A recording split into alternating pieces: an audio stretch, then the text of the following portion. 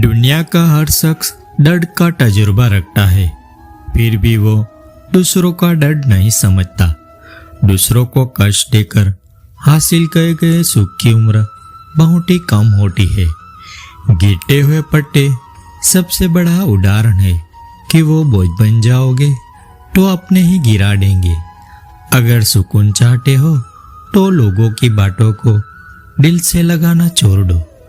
एक बात हमेशा याद रखना, तूफान में कश्तियाँ और घमंड में हस्तियाँ डूब जाती है। धोखे से कमाए हुए पैसे को पुण्य के काम में लगाओगे तो पुण्य उसी को ही मिलेगा जिसे तुमने धोखा दिया है। इंसान दो मामलों में बेबस है, दुख बेच नहीं सकता और सुख खरीद नहीं सकता। व्यस्त रहने से इंसान के आधे दुख कम हो जाते हैं। किसी से जलना मत, क्योंकि ऊपर वाला जिसे देता है उसे अपने खजानों में से देता है, तुमसे छीनकर नहीं।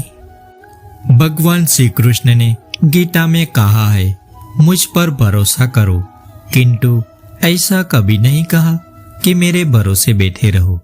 सुई की फितरत चुभने की थी, मिला जो साथ धागे का तो फितरत ही बदल गई।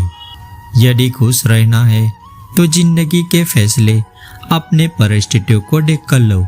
दुनिया को देखकर जो फैसले लेते हैं वो सदा दुखी ही रहता है। किसी को दुख मत देना, क्योंकि दी हुई चीज एक दिन 1000 गुना होकर लौटती है।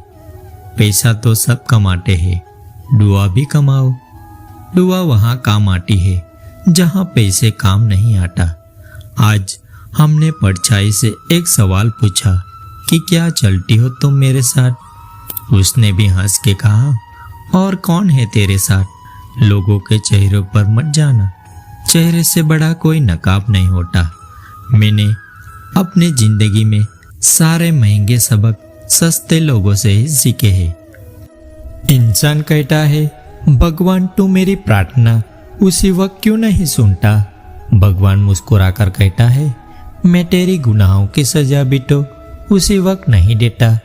सीखने का अर्थ ये नहीं है कि आप गलती नहीं करें, सीखने का अर्थ ये है आप पुरानी गलती नहीं करें।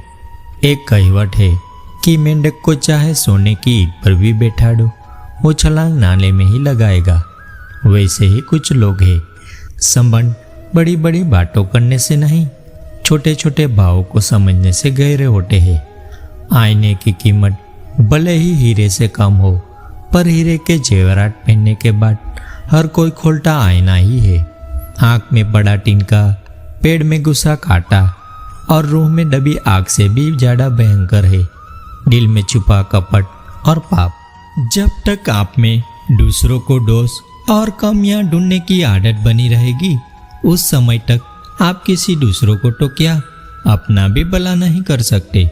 शिव की सर्वोत्तम शिक्षा, जहर पीना सीखो, जहर उगलना नहीं।